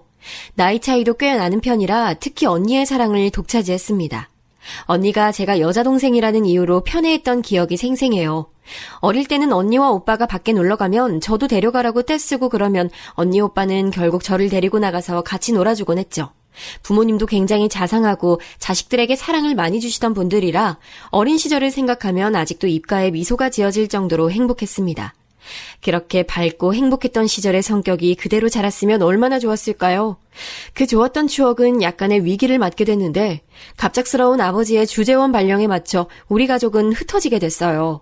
온 가족이 다 같이 움직였으면 그래도 조금은 괜찮았을 텐데 그러지 못했습니다. 아버지가 주재원 발령이 나며 자식들 교육에 대해 지원도 많이 해줘서 원래 처음에는 5명이 다 가기로 했었는데 출국하기 정확히 3주 전에 오빠가 갑자기 쓰러지게 됐어요. 그때 제 나이가 10살이었는데 아직도 그날 밤이 생생하게 기억납니다. 평범한 하루였고 저녁도 같이 맛있게 먹고 산책까지 하고 집에서 같이 언니 오빠와 놀다 잠이 들었는데 일어났더니 집에는 저 혼자 있었어요. 어린 마음에 무서워서 울고 있었는데 언니가 집에 들어오더라고요. 그런데 집에 오는 언니도 울며 상황을 설명해줬습니다. 오빠가 새벽에 갑자기 발작을 일으켜 병원에 입원했다고 하며 언니는 그래도 저를 챙겨서 학교를 보냈어요. 불안한 마음에 학교에서 계속 울며 집중하지 못하니 선생님께서 부모님에게 연락하셨고 그렇게 병원에 가서 오빠를 봤는데 어젯밤까지 저와 떠들며 웃던 오빠는 창백하게 질린 얼굴로 고요하게 누워 있었습니다. 그때는 어려서 몰랐지만 나중에 알게 된 사실로는 원인불명의 혈압 저하였다고 해요. 이런저런 검사가 필요했고 실제로 결과도 기다려야 했습니다. 급하게 부모님은 두 분이 상의한 결과 오빠는 절대 외국에 데리고 갈 수 없다는 결론을 내리셨죠. 그렇다고 오빠만 한국에 두고 나머지 가족만 나갈 수도 없고 정말 많이 고민하셨다고 합니다. 주재원 발령 취소를 하자니 이미 출국이 코앞이고 또 오빠가 쓰러지며 막대한 병원비가 생겼는데 해외로 나가지 않으면 우리 가족이 감당하지 못하는 액수였다고 해요. 어쨌든 아빠는 무조건 나가야 했고 처음에는 기러기 아빠 생활을 하려고 했는데 부모님이 생각하셨을 때 막내인 저는 같이 나가는 게 좋다고 생각하셨다고 하더라고요. 아무래도 나이가 어리니 될 수 있을 때 외국 생활을 하는 것이 너무 중요하다고 생각해서 결국 엄마와 언니 오빠는 한국에 남고 저만 아빠 손을 잡고 외국으로 나가게 됐습니다. 처음엔 언니도 같이 나가려고 했으나 그때 언니는 고등학생이었고 대학 입시를 코앞에 둔 시점이라 결국 한국에 남게 됐어요. 그렇게 저는 낯선 외국에 아빠와 단둘이 가게 됐는데 아빠가 충분히 저에게 잘해줘도 엄마와 언니가 제 옆에 없는 것은 너무나도 큰 충격으로 다가왔습니다. 말도 안 통하는 서양 친구들 사이에서 혼자 동양인인 제가 적응하기 너무 힘들었고 심한 향수병이 오기 시작했죠. 미선이 힘들면 언제든지 말해. 알겠지? 아빠한텐 비밀이 없어야 해. 여기선 우리 둘밖에 없으니까 서로 의지해야 해. 아빠는 그런 저에게 힘들면 반드시 말하라고 하셨는데 어린 마음에 아빠도 힘든 게 느껴져서 절대 입 밖으로는 힘들다는 말이 나오지 않더라고요. 엄마와 언니와 그리고 한국에서 치료 중인 오빠와 연락을 해도 직접 보지 못한다는 사실이 어린 저에겐 큰 고난이었고 결국 그때의 기억은 제 성격 자체를 완전히 뒤바꾸는 계기가 됐습니다. 아빠도 놀러 간 것이 아니고 일하러 간 거라 아무리 저를 많이 챙기려고 해도 한계가 있었고 혼자 있는 시간이 많아진 저는 외향적인 성격에서 완전히 내향적인 성격으로 바뀌게 됐어요. 엄마가 시간을 내서 잠깐 아빠와 제가 있는 호주로 왔을 때는 돌아가는 엄마를 못 가게 하려고 아예 가방을 숨길 정도로 그리움이 깊어졌습니다. 저를 데리고 가라고 떼쓰기도 했는데 엄마는 도저히 그때 그럴 수가 없었다고 해요. 오빠가 조금씩 차도가 좋아지긴 했어도 여전히 병원 신세를 지고 있어 엄마는 종일 병원에 있었는데 제가 한국에 있으면 전혀 저를 신경 쓰지 못하던 상황이었다고 하더라고요. 대학에 입학한 언니도 가게에 부담이 되지 않으려고 열심히 공부해서 장학금도 타고 아르바이트를 하며 전혀 부모님의 도움을 받지 않았다고 합니다. 그렇게 악몽 같은 아빠의 주재원 생활이 끝나고 한국으로 돌아왔을 때 저는 너무 기뻐서 눈물을 얼마나 흘렸는지 몰라요. 그리고 너무나도 다행히 오빠도 쓰러졌을 때보다 상태가 많이 호전되어 더 병원에 입원해 있지 않아도 됐습니다. 결국 다시 모인 우리 5명은 전보다 서로를 사랑하고 믿고 의지하는 가족이 됐지만 문제는 바뀐 제 성격이었어요. 호주에서 적응하지 못하고 겉돌기만 해서 또래와 말하고 생활하는 사회성이 오히려 퇴화하게 됐거든요. 하필 제가 다녔던 학교가 동양인이 없기로 유명한 학교여서 입을 닫고 아무 단어도 내뱉지 못하고 집에 갔던 적이 한두 번이 아닙니다. 그래서 그렇게 밝고 낙천적이던 저는 어디로 사라졌고 남은 것은 또래 아이들을 보면 입을 꾹 다물고 무건수행을 하는 저밖에 없었어요. 성격이 바뀐 저를 엄마는 많이 안타까워하시며 일부러 학원도 보내고 교회에 데리고 가며 어울릴 기회를 줬는데 오히려 그건 역효과를 가져와서 제가 더 소심해지는 결과를 가져왔습니다. 결국 저는 한국에서 고등학교 때 제가 스스로 겉도는 학생이 됐는데 누가 저를 괴롭혔다기보다는 그냥 스스로 어울리지 못하던 학생이었어요. 그때 그래도 제 인생이 망하란 법은 전혀 없는지 구원의 손길이 있었습니다. 바로 고등학교 3학년 때의 담임 선생님이세요. 그때 담임 선생님은 우리가 첫째자인 완전 초임 선생님이셨는데 겉도는 저를 어떻게든 반에 어울리게 하려고 노력을 많이 하셨습니다. 어차피 고3이라 다들 공부하기 바빴는데 그래도 겉도는 게 걸리셨는지 일부러 짝꿍도 바꿔주고 반에서 이런저런 활동도 많이 해주셨어요. 그래서 덕분에 저도 친구들과 말하는 기회가 생겨서 아예 입을 다물고 집에서만 밝았던 저를 어느 정도 사회에 어울릴 수 있는 사람으로 거듭나게 해주셨습니다. 그때의 기억이 너무나 커서 저는 진로 자체를 교사로 할 정도로 아직도 감사하게 생각하는 분이세요. 실제로 요즘도 연락하고 지내고 있는데 제가 사범대에 입학하겠다고 했을 때 너무 좋아하셨던 게 아직도 생생합니다. 이미 말했듯 그래서 저는 호주에서 살았던 기간 덕분에 영어는 너무나 자신 있었고 서울에 있는 대학교의 영어교육 전공으로 무려 장학금을 받고 입학할 수 있었어요. 제가 그렇게 선생님이 되겠다고 했을 때 사실 가족들의 반응은 그렇게 좋진 않았습니다. 제가 사회성이 부족하다고 생각했던 가족들은 오히려 우려하고 걱정하며 가능한 얘기냐고 물었죠.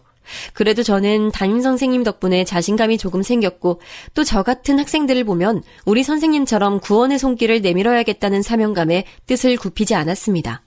실제로 그렇게 입학한 대학에선 확실히 고등학생 때와 달리 조금 더 밝게 대학 생활을 할 수 있었어요. 마지막 담임 선생님 덕분에 조금은 사회성을 갖추고 대학에 가서 행사도 많이 참여하고 공부도 열심히 했더니 남자친구가 생기게 됐습니다. 아무리 조금 나아졌다고 해도 사실 다른 사람들에 비해 내성적이었고 무엇보다 낯을 굉장히 많이 가렸어요. 첫인상이 차갑다는 소리를 많이 듣는 편인데 실제로 누가 다가와도 벽을 치고 쉽게 친해지지 못했습니다.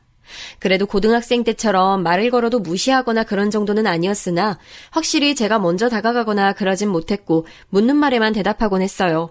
이런 제가 어떻게 남자친구를 사귀게 됐는지 궁금하지 않으세요?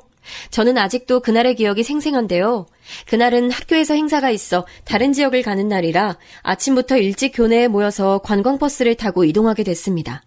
친목 모임이면 가지 않으려고 했는데 교수님들도 같이 가는 학술 답사 같은 행사라 가고 싶지 않아도 가야 하는 행사였어요. 일부러 떠나기 3분 전에 도착해서 남는 자리에 앉았는데 그때 옆에 앉은 남학생이 바로 제 남자친구가 됐습니다. 남자친구 역시 낯을 굉장히 많이 가리고 또 말수가 애초에 적어서 말이 많지 않은 친구였어요. 그래서 다른 친구들이 버스에서 노래를 부르고 사진을 찍고 자기들끼리 게임을 하며 즐겁게 지냈는데 저와 남자친구는 조용히 무건수행을 하며 이동했습니다.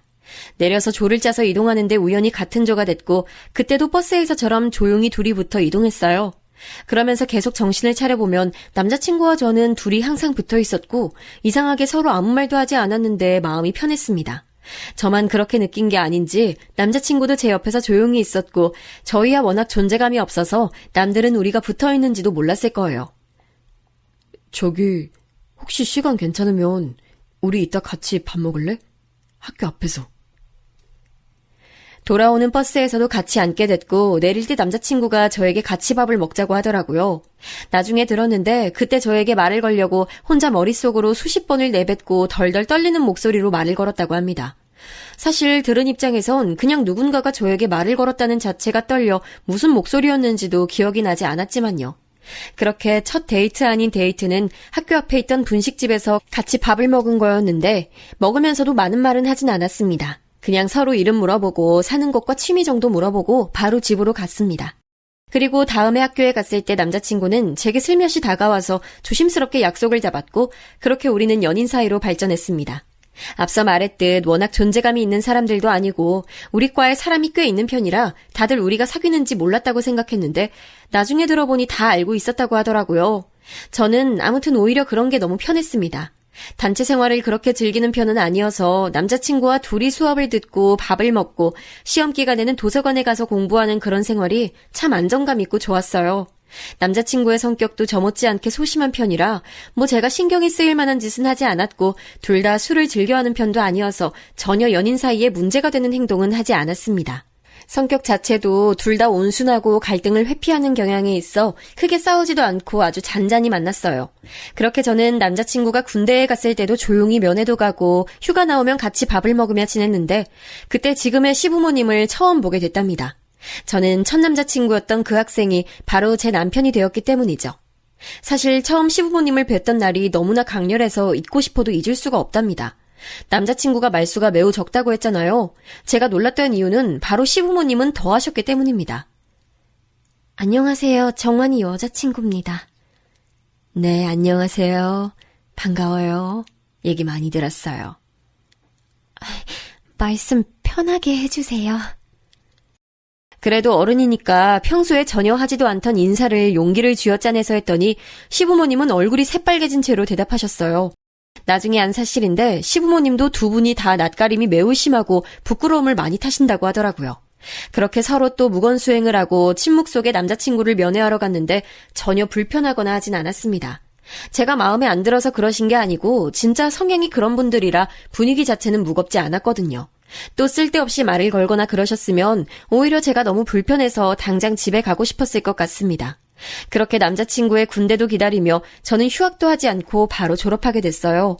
다행히 오빠의 건강이 매우 좋아져서 그때는 더 병원에 입원하거나 하지 않아도 됐고 집안 분위기도 매우 밝아져서 큰 부담 없이 졸업하고 바로 임용을 준비할 수 있었습니다. 언니처럼 아르바이트해서 돈을 벌까 했는데 언니는 그냥 그러지 말고 공부에만 매진해서 차라리 직장 생활을 빨리 하는 것이 이득이라며 본인이 제 용돈을 주기도 했어요. 그때 언니는 이미 결혼한 상태였는데 형부가 집에 돈이 많아 언니는 상당히 여유 있는 생활을 했었기 때문에 가능했던 일이었습니다. 형부 얘기가 나와 잠깐 하고 넘어가자면 형부는 굉장히 재치 있고 말이 많은 분이세요.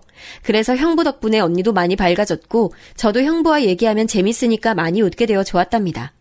무튼 저는 졸업하고 바로 공부를 시작했는데 안타깝게도 첫 번째 시험에서는 낙방했어요. 그리고 두 번째 시험에서는 다행히 합격하게 됐답니다. 이때는 사실 남자친구의 도움이 아주 컸는데 본인이 제가 도서관에서 공부하느라 바쁘니까 도시락도 싸오고 간식거리도 계속 챙겨줬어요. 군대를 갔다 왔으니 저보다 학년이 낮아 아직 임용을 공부할 때가 아니었는데 다른 여자를 만나거나 유흥을 즐길 수도 있는데 공부하는 제 옆에 앉아 본인도 책을 읽거나 미리 공부하는 모습을 보며 이런 사람이라면 결혼을 해도 되겠다고 생각하게 됐죠. 공부가 안 되면 같이 산책도 하고 맛있는 것도 먹고 그러면서 제가 공부하는데 전혀 방해되지 않게 묵묵히 옆에서 응원을 많이 해주는 모습을 보며 감동을 받았습니다. 그렇게 저는 임용에 합격해서 서울에서 교사 생활을 시작했고 남자친구는 임용을 준비하게 됐어요. 남자친구가 저를 많이 챙겨줬던 것과 달리 저는 처음 하는 직장 생활에 잘 적응하지 못해 많은 부분을 챙겨주진 못했습니다. 그래도 시간을 내서 주말에 맛있는 밥도 사주고 필요한 것들도 챙겨주며 노력했고 그 덕분인지 남자친구는 첫 번째 시험에서 바로 임용에 합격할 수 있었어요. 저는 제가 합격했을 때도 뛸 듯이 기뻤지만 남자친구의 합격 소식을 듣고 너무 기뻐서 눈물이 나오더라고요. 그렇게 감정의 간격이 크지 않은 우리지만 그때만큼은 서로 신나서 어쩔 줄 몰랐습니다. 동료 선생님들과 학생들의 치이며 힘들었던 사회생활도 남자친구와 같이 서로 응원하고 격려하며 버틸 수 있었어요.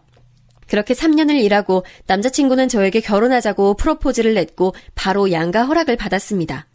사실 이미 양가에서는 우리가 결혼할 거는 당연한 상태여서 허락이라기보다는 날짜와 신혼집 위치 조율에 많은 관심이 쏠렸습니다. 워낙 오래 만나서 이미 서로 부모님의 얼굴도 알고 집에도 몇 번 찾아갔기 때문이죠.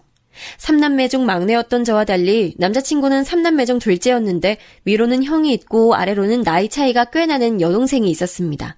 저도 언니 오빠와 나이가 꽤 차이 나는 편이었는데 남자친구의 여동생 아가씨는 더 차이가 나더라고요. 저는 사실 시댁 식구들 복은 참 많다고 생각하는데 시부모님 자체가 남에게 폐를 끼치는 것을 극도로 싫어하시는 분들이라 시집살이는 당연하고 제 기분을 망친 적도 한 번도 없던 분들이세요. 항상 말할 때 고르고 고른 말을 내뱉으시고 상대방을 배려하는 분들이라 보면서 제가 오히려 많은 것을 배울 정도였습니다. 인간적으로 훌륭하신 분들이라 존경하는 마음이 들었습니다. 그리고 아주버님은 남편보다는 꽤 말이 있었는데 그래도 일반인과 비교했을 때는 상당히 조용하신 분이셨어요. 그에 비해 아가씨는 막내라서 그런 건지 혼자 여자라서 그런 건지 굉장히 밝고 귀여웠습니다. 와, 새언니는 영어를 그렇게 잘해요?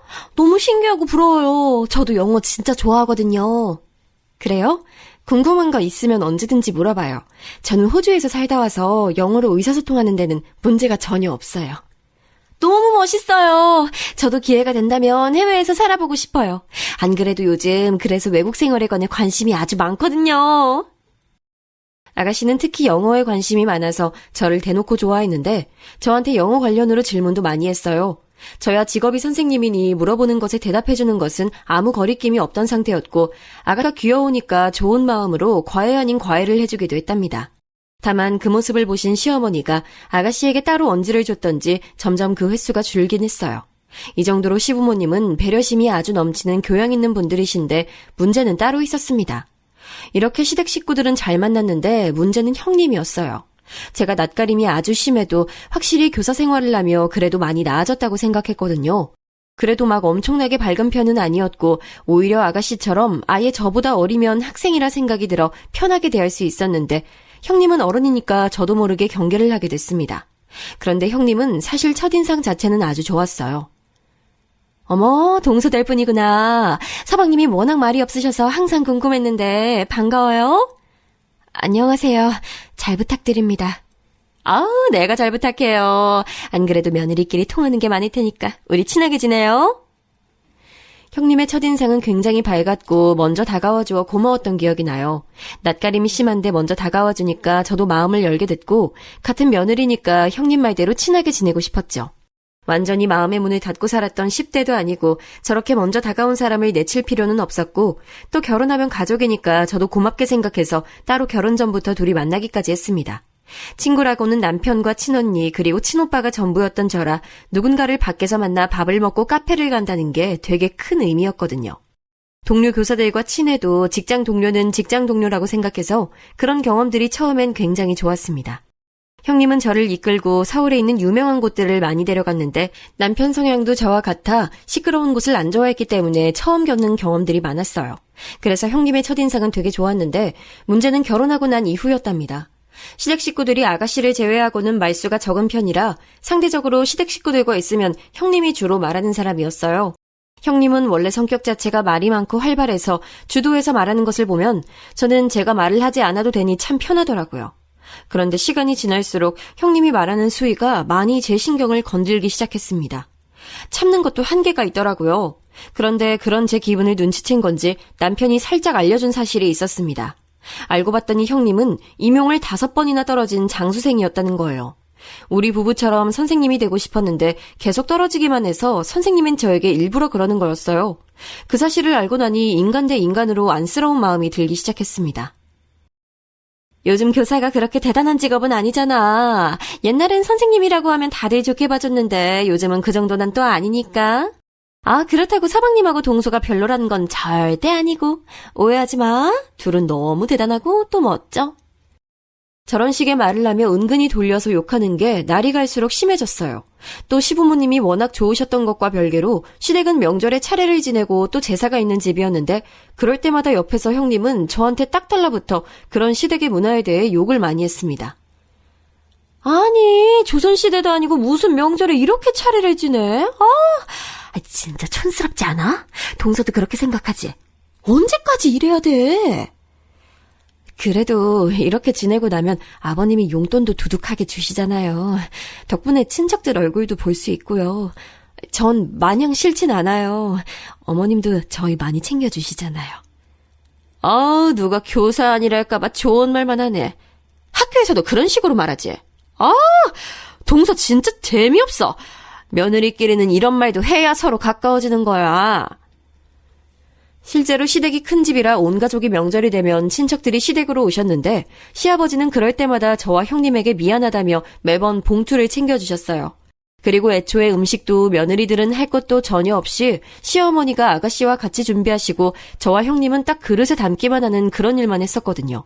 시어머니도 귀한 집 귀한 딸들에게 남의 집 제사를 지내라고 하는 게 미안하다며 매번 가만히 있으라고 하는 게 말버릇일 정도로 많이 챙겨주셨습니다. 설거지도 무조건 저와 형님이 있을 때는 손도 대지 못하게 아예 등을 밀어 부엌 밖으로 나가게 하실 정도로 시어머니는 며느리들에게 전혀 부담을 주지 않았어요. 그래서 명절 때도 저는 제사 음식 때문에 스트레스 받거나 그런 적이 전혀 없었습니다. 제사도 1년에 4번 정도 있었는데 도착하면 이미 다 아가씨와 시어머니가 준비를 끝내놔서 저는 절만 하고 올 정도였어요. 그리고 그럴 때마다 시부모님은 우리에게 미안하다고 하시고 또 번거롭게 해서 미안하지만 집안 전통이라 어쩔 수 없다고 말씀하셨거든요. 그래서 저는 아무 불만이 없었고 오히려 이런 식으로 가족들 얼굴 보니 좋다고 생각했는데 형님은 뭐가 그리 불만인지 옆에서 구구절절 이런 문화가 마음에 들지 않는다고 욕을 하니까 상당히 불편했습니다. 나중에 남편에게 들은 바론 시부모님도 형님이 오래 공부만 하다가 아주버님을 만나 결혼했으니 안쓰러운 마음이 있다고 하셨어요. 저도 저러는 본인은 속이 얼마나 힘들까 생각해서 최대한 무시했습니다. 또 제가 손 아랫사람이기도 했고 며느리들끼리 사이가 좋지 않으면 시부모님도 불편하시니까요. 그런데 그런 관계도 시간이 지나며 불편해졌는데 바로 아이 문제였습니다. 제가 결혼하고 얼마 지나지 않아 형님이 임신하고 저보다 먼저 아이를 낳았는데 아들이었어요. 첫 손주가 생기니 당연히 시부모님은 좋아하셨고 또 아들이니까 대를 이을 수 있으니 더 좋아하셨습니다. 그래서 시부모님은 형님에게 용돈도 주시고 많이 챙겨주셨죠. 저도 교사로 일하며 아이들을 더 사랑하게 됐기 때문에 시조카가 참 예뻐서 볼 때마다 많이 놀아주고 조금이라도 형님이 쉴 수 있게 해줬어요. 그런데 문제는 제가 아이를 낳고 나서 생기기 시작했습니다. 사실 저와 남편은 아이를 갖는 게 쉽지 않아서 병원까지 다니며 아이를 기다렸어요. 요즘 워낙 불임이 흔하고 이런 사람들이 수도 없이 많다는 것을 이미 알지만 그래도 자연적으로 아이가 찾아올 생각을 하지 않으니 얼마나 속상했는지 모릅니다. 학교에서 일하며 아이들에 관한 관심은 절로 늘어났고 우리 반 학생들을 보며 빨리 제게도 아기 천사가 찾아오길 바랐어요. 그렇게 기다리다가 인공적으로 아이가 생기게 됐는데 안타깝게도 저는 초기에 유산을 했습니다. 학교에서 일하다 발을 헛디뎌 계단에서 굴렀는데 그게 유산으로 이어졌죠. 처음엔 제가 힘들게 가진 아이를 잃었다는 생각에 죄책감도 심하고 또 정신적인 충격을 받아 도저히 출근을 할 수 없어 병가까지 내고 집에서 쉬었습니다. 그런 저를 시부모님은 상당히 안타깝게 여기셔서 추석이 얼마 남지 않았을 때 이번엔 오지 말고 친정에 가서 쉬다 오라고 먼저 말을 꺼내주셨어요. 안 그래도 정신적으로 너무 많이 힘들어서 시부모님에게 감사하다 하고 친정에서 쉬고 있는데 전화가 울려서 봤더니 글쎄 형님이더라고요. 동서, 친정에 있다며? 좋겠다. 나는 지금 시댁에서 계속 종일 고생하다 잠깐 산책하러 나왔어. 동서는 친정에서 몸 편히 쉬고 있겠네? 물론 그래야 좋지. 이해는 해. 형님, 네. 지금 친정에서 가족들이랑 시간 보내고 있어요. 어머님이 일 시키는 분은 아니신데 오늘은 시키셨어요? 에? 내가 언제 어머님이 일 시켰다 했어? 동서 말 서운하게 하네. 아무튼 몸조리 잘하고 제사 때는 얼굴 봤으면 좋겠다. 며느리가 혼자라 부담스럽네. 다음엔 꼭 오길 바라. 저는 제 걱정을 해주려 전화한 줄 알았는데 전혀 아니었고 오히려 저를 슬슬 긁는 말을 하더라고요. 안 그래도 유산 때문에 정신적으로 예민한 상태에 저런 말을 들으니 그렇게 화가 많이 없는 저도 분노가 차오르기 시작했습니다. 그래도 내가 지금 몸이 안 좋아서 예민한가 보다 생각하며 꾹꾹 누르고 혼자 화를 없애려고 노력했어요. 얼굴이 새빨개진 것을 보고 남편이 놀라서 무슨 일이 있냐고 물었지만 나중에 제가 따로 형님에게 직접 얼굴을 보고 말하려고 아무 일도 없다고 넘기게 됐죠. 그리고 그날 아가씨한테 안부 전화가 또 와서 받았더니 저는 너무 놀랐습니다. 새언니, 몸은 어때요? 언니 없으니까 집이 허전해서 보고 싶어요. 그래도 언니 몸이 제일 우선이니까 아무 생각하지 말고 편히 쉬어요. 다음엔 얼굴 꼭 봐요. 아가씨, 그렇게 말해줘서 진짜 고마워요. 이번에 음식 준비 좀 힘들었어요? 못 가서 미안해요. 아니요? 우리 이번에는 엄마가 허리 다치셨고 언니도 없어서 예외적으로 나가서 갈비 먹었어요. 먹으면서 언니 생각 많이 나더라고요. 아빠가 그래서 언니 나중에 오면 갈비 사준대요. 아가씨의 말을 들어봤더니 시어머니가 며칠 전에 허리를 삐끗하셔서 움직이기가 매우 힘드셔서 이번만 친척들에게 미리 양해를 구해 상을 차리지 않았다고 하더라고요. 무려 나가서 갈비를 먹고 편하게 지나갔다는데 형님은 굳이 저에게 전화를 걸어 저런 말을 한 거였답니다. 속에서 화가 부글부글 끓어서 당장 전화해서 지금 나한테 거짓말로 부담 준 거냐고 묻고 싶었는데 죄 없는 우리 아가씨가 곤란해질까봐 그게 무서워서 혼자 차분히 감정을 정리했어요. 시부모님은 제가 부담스럽다고 느낄까봐 일부러 연락도 하지 않으셨고 귀여운 아가씨만 저에게 보고 싶다는 연락을 했는데 형님은 뭐가 그렇게 마음에 안 드는 건지 저한테 굳이 저런 전화를 걸었다는 거예요. 속으로 참는 것도 한계가 있으니 다음에 또 저러면 그때는 참지 않아야지 다짐하고 그 추석은 그냥 지났습니다. 여러분, 혹시 아기는 마음을 내려놔야 찾아온다는 말 들어보셨나요? 저는 그 말이 무슨 말인지 모르고 살았는데 그렇게 유산의 슬픔을 겪고 사실 남편과 저는 많은 얘기를 나누게 됐어요. 굳이 우리 부부에게 아이가 필요할까부터 둘 다 직업이 교사니까 종일 학생들을 보니 차라리 그 학생들을 우리 친자식이라 생각하고 사랑하며 살자는 둥 말을 많이 나눴습니다. 아마 그 당시에는 남편도 저도 상처받기 싫어서 그렇게 미리 얘기했던 것 같아요. 유산의 고통이 하도 크니까 다시 겪을 자신이 없었던 거죠. 시부모님께 살짝 언질해줬더니 시부모님도 우리 부부의 일이니 마음껏 본인들이 원하는 대로 하라고 하셨고 우리 친정 부모님도 마찬가지로 무엇보다 제 마음이 편해야 한다고 하셨습니다.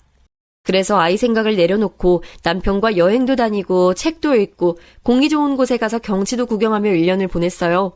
다니던 병원도 가지 않았고 아예 아이 생각을 지우고 일에만 몰두해서 남편과 저는 아이의 마음을 편하게 먹고 있었는데 그걸 하늘이 보고 감동했는지 아기 천사가 드디어 우리 부부에게 찾아왔습니다. 처음엔 그냥 피곤해서 몸이 안 좋은 줄 알았는데 혹시나 해서 병원에 갔더니 제가 임신했다고 하더라고요. 믿기지 않아 10번도 넘게 물어봤는데 의사가 보여준 초음파는 너무나도 임신이었습니다. 남편과 저는 웃으며 병원을 나와 각자 부모님에게 연락해서 상황을 알렸더니 양가 어른들이 오히려 눈물을 보일 정도였어요. 그렇게 이번에는 절대 무리하지 않아야지 생각하며 몸을 일부러 덜 쓰고 덜 움직였습니다. 남편도 원래 집안일을 도맡아서 하는데 제가 아예 신경 쓸 필요가 없게 자기가 더 노력해서 제가 아무것도 하지 않아도 될 정도로 만들어줬어요. 시댁에서 시부모님이 연락와서 너무 축하한다고 하시면서 명절이나 제사는 오지 말고 오로지 제 출산에만 신경 쓰라고 먼저 말씀해 주셔서 얼마나 감사했는지 모릅니다.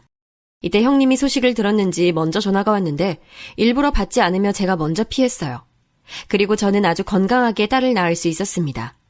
처음 딱 아이를 보고 든 감정은 말로 설명할 수 없을 것 같아요. 너무 소중하고 또 소중해서 아이를 위해서라면 무엇이든 다 해줄 수 있을 것 같았죠.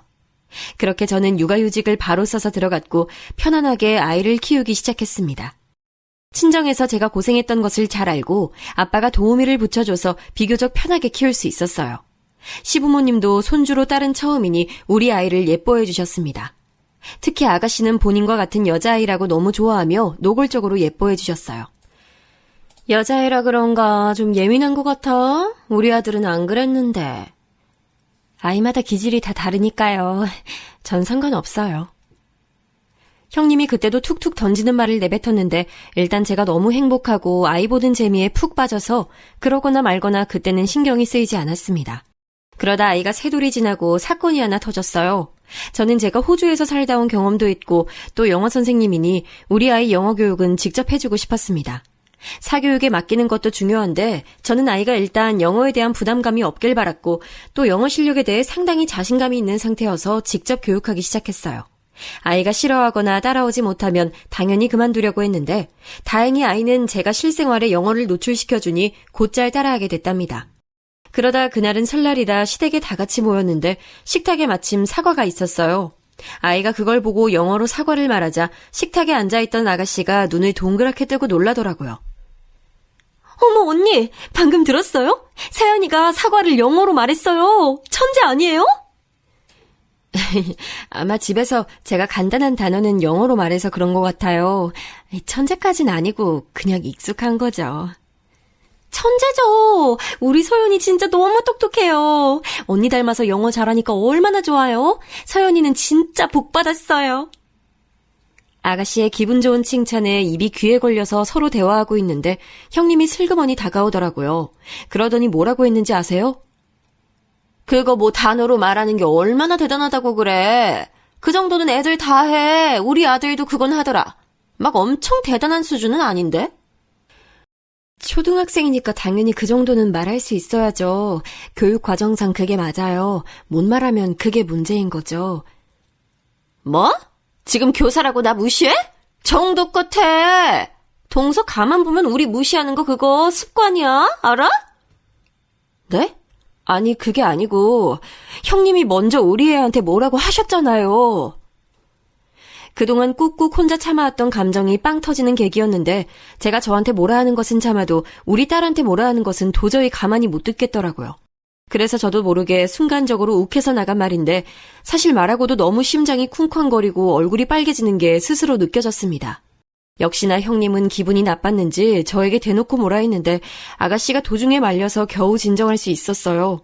그러면서 아가씨는 본인이 괜히 영어 얘기를 꺼냈다고 말하며 저를 달래줬습니다. 순식간에 일어난 일이고 또 저도 생각하기 전에 내뱉었던 거라 적잖이 당황했지만 그렇다고 후회하진 않았어요. 이 사건 이후로 형님은 저를 냉랭하게 대하기 시작했는데 저는 그럴수록 똥이 무서워서 피하나 더러워서 피하지 생각했습니다. 그렇게 서로 대면대면하게 적당히 거리를 두고 지내니 시간이 역시 약인 건지 조금 관계가 예전보단 회복이 됐어요. 그리고 저는 첫째가 돌이 지나고 나서 둘째를 또 자연적으로 임신했습니다. 원래 한 번 아이가 생기면 줄줄이 생긴다잖아요. 첫째가 둘째를 데려왔다고 생각하고 둘째 임신 기간에 첫째에게도 더 많은 관심을 줬습니다. 그리고 둘째도 아주 건강하게 유산하지 않고 출산했고 육아도 역시 양가 도움을 받으며 할 수 있었어요. 둘째가 태어나고 정말 기뻤던 사실은 바로 성별이었는데 내심 속으로 첫째가 딸이니까 둘째도 딸이길 바랐거든요. 그런데 정말 둘째가 딸로 태어나서 얼마나 행복했는지 모릅니다.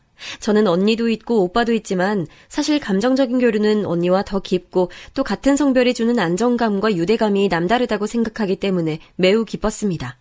둘째도 딸이란 소리를 듣고 양가 어른들도 자매가 역시 좋다며 기뻐하셨어요. 그리고 아이가 2명이니 저도 육아하느라 바빠서 한동안 형님을 신경 쓰지 못했습니다. 형님은 뒤끝이 조금 남아있던 건지 저에게 은근 시비를 걸기도 했는데 두 딸과 행복하게 사느라 이제 신경이 쓰이지 않았죠. 그러다 또 사건이 하나 터지게 됐어요. 그때 한창 우리 딸들 영어 교육에 대해 남편과 얘기를 많이 나누고 있던 시기였습니다. 첫째를 영어 유치원에 보내고 있었는데 둘째를 보낼지 말지 상당히 고민이었어요. 왜냐하면 영어에 흥미를 보이던 첫째와 달리 둘째는 그렇게 첫째처럼 많은 관심을 보이지 않았거든요. 그런데 그 시기에 마침 시댁을 가게 됐는데 어쩌다 아가씨와 아이들 교육에 대해 식탁에 앉아 얘기를 하게 됐습니다. 아가씨는 그때 대학생이었는데 워낙 성격이 좋고 애교도 많고 또 저를 많이 좋아하는 사람이라 아가씨와의 대화는 제가 참 좋아해요. 언니 그럼 주연이는 영어 유치원 안 보낼 거예요? 지금 고민이에요. 남편은 둘째는 그냥 일반 유치원에 보내자고 하더라고요. 하긴 아이들은 다 성향이 워낙 다르니까요. 그렇게 얘기를 하고 있었는데 형님이 은근슬쩍 옆에 앉더라고요. 저와 형님이 시댁에서 싸운 이후로 아가씨는 우리가 둘이 있으면 말을 일부러 많이 하며 분위기를 좋게 만드는데 그날도 그랬습니다. 그런데 그날따라 형님이 또 뭐가 기분이 나빴던 건지 저한테 말을 꺼내더라고요. 주연이는 똑똑하지 않나 보다. 원래 애들마다 지능이 다르거든. 우리 주연이 아직 겨우 4살인데요? 원래 영재는 딱 그 나이 때 보이거든. 동서도 첫째 키워서 알잖아. 잘하는 애는 딱 보여. 하긴 형님 아들도 보니까 딱 아닌 건 아니더라고요. 아마 중학교 올라가면 적응 못할 게 보여요. 뭐? 아니 무슨 말을 그렇게 해? 형님이 먼저 시작했잖아요. 도대체 우리 애들한테 왜 그러는 거예요? 저는 아이들에 대한 애정이 매우 깊어서 저를 향한 비아냥은 참아도 우리 딸들을 향한 비난은 참을 수 없었습니다. 그래서 욱하는 마음에 또 받아쳤는데 형님도 끝까지 저와 대치했어요. 저번엔 시부모님이 마침 집에 안 계셔서 괜찮았는데 이번엔 거실에 시부모님이 앉아 계셔서 시부모님도 우리의 싸움을 알게 됐습니다. 아가씨가 말려도 귀에 들리지 않았는데 시어머니가 말리니까 그래도 좀 진정이 되더라고요. 그런데 우리 시부모님은 너무 좋으신 분들이지만 갈등을 피하고 평화주의자라 일단 둘 다 집에 가라고 하셨습니다. 남편 차를 타고 오며 형님에 대해 험담하니까 남편도 이제 지친다고 하더라고요. 저도 제가 왜 저런 소리를 들어야 하는지 모르겠고 아무리 가족이어도 얼굴 보기 싫었습니다. 그래서 저 사건 이후로 실제로 형님을 3년간 전혀 보지 않고 살았어요. 시부모님께는 너무 죄송하지만 도저히 형님과 마주할 자신이 없었습니다. 그 과정에서 아가씨와도 수없이 많이 통화하고 남편하고도 평생 하지 않던 부부싸움도 하고 의견을 타협하는 게 참 힘들었어요. 그래도 제가 많이 힘들어하니까 남편은 결국 시부모님께 우리 의사를 확실하게 전달했고 제사 때는 제가 안 가고 명절에는 남편과 아주버님이 서로 연락해서 우리는 서로 마주치지 않을 수 있었습니다. 그렇게 얼굴을 안 보니까 실제로 많이 안정되기 시작했고 나중엔 감정이 승화된 건지 괜찮아졌어요. 저도 아이들에게 집중하려고 했고 복직도에서 열심히 일하며 에너지를 다른 곳에 쏟으니 훨씬 마음이 안정됐습니다. 그래서 어느새 화났던 감정은 사라지더라고요. 남편이 먼저 제게 말을 건네서 이번 명절에는 오랜만에 같이 모이는 게 어떠냐고 물었습니다. 저도 시간이 꽤 지나기도 했고 무엇보다 형님을 보지 않던 그 기간에 시부모님이 중간에서 고생하신 걸 아니까 동의하고 같이 만났어요. 그리고 여러분, 그 명절 때 대망의 오늘 사연의 핵심이 나왔습니다. 가족들이 다 모이고 심지어 친척분들도 다 오신 자리에 형님은 그날따라 뒤늦게 나타나더라고요. 오랜만에 보는 얼굴이니 그래도 저는 어차피 가족이고 이혼하지 않으면 평생 봐야 하는 얼굴이니까 좋게 풀어보자는 의미로 백화점에서 화장품을 사서 선물로 가져갔어요. 그런데 형님은 시댁에 들어오며 저를 딱 쳐다보더니 말도 걸지 않고 바로 지나치더라고요. 그 모습을 보고 속으로 역시 사람은 바뀌지 않는다고 생각했습니다.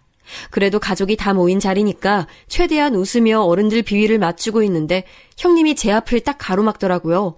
그러더니 집에 왔으면서 굳이 샤넬백을 내려놓지도 않고 저에게 자랑하듯 보여주길래 그냥 아무 말도 하지 않고 가만히 그 모습을 쳐다봤습니다.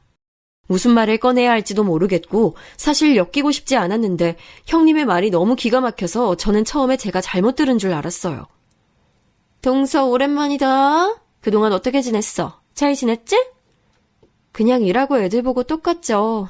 형님은요? 살이 많이 빠지셨네요? 나?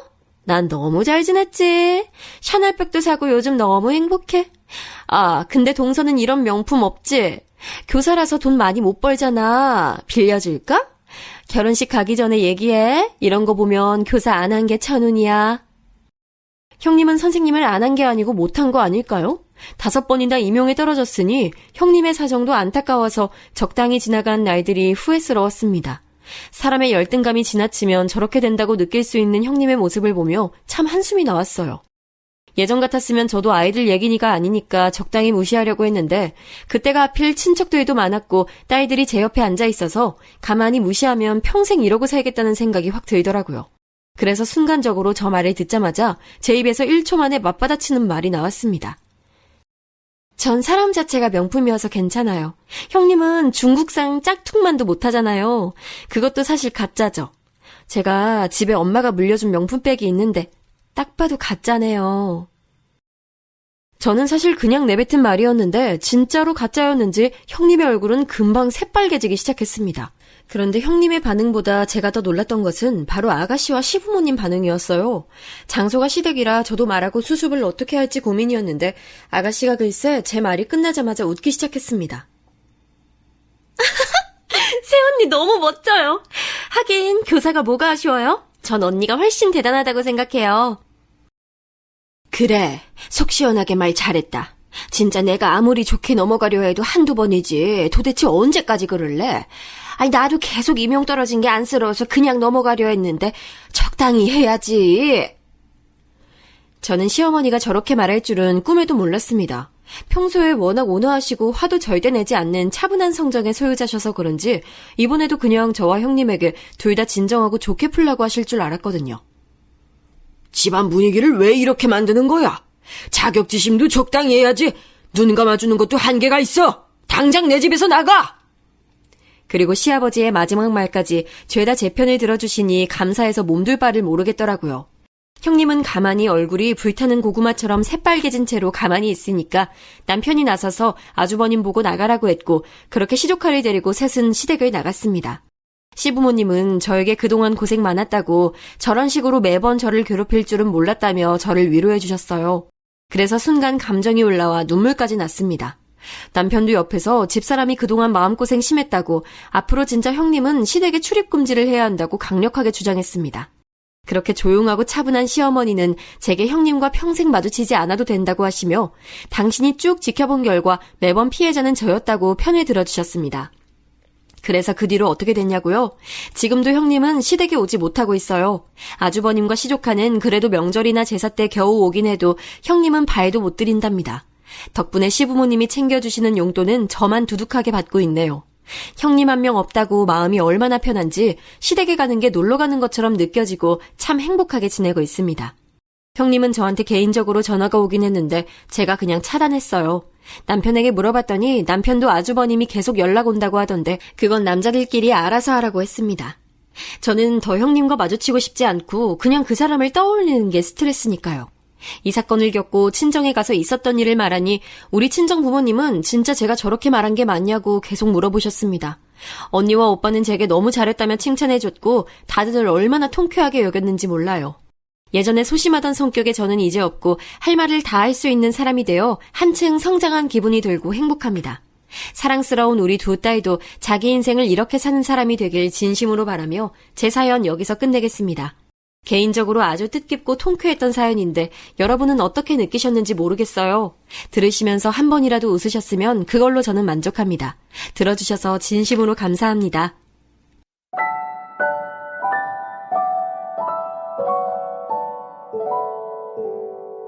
you